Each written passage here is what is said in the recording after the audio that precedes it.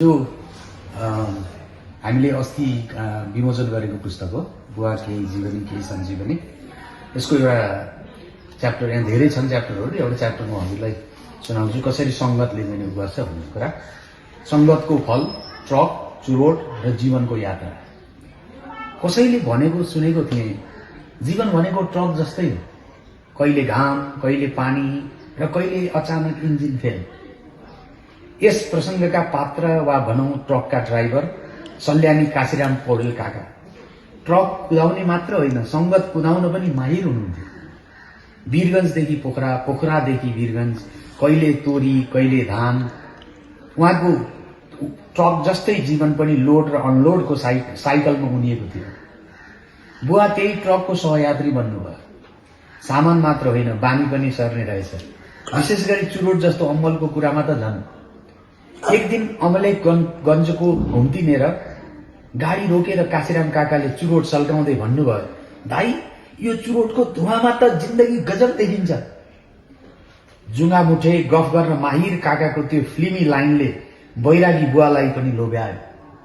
सुरुमा 1-2 सर्गो हुँदै पछि त याक चुरोटको दिनमा एक बट्टा चाहिने लत नै बस्यो। ट्रक चाहिँ कहिले ब्रेक बिग्रेको, कहिले क्लच चिप्लिएको भन्दै मर्मतमै जान्थ्यो।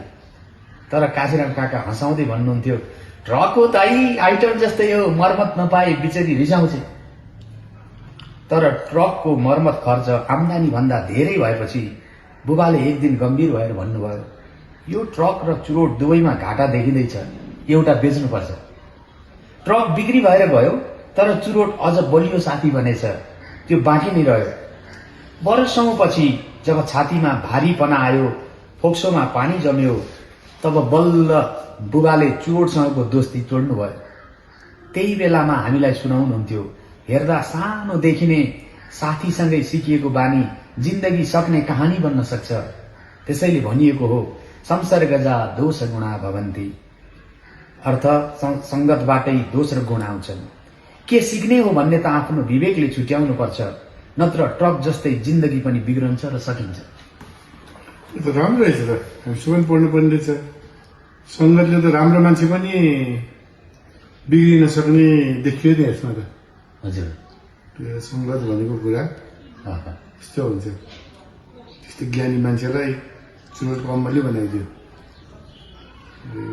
किताबको त हामी पढ्नु पर्ने किताब रहेछ।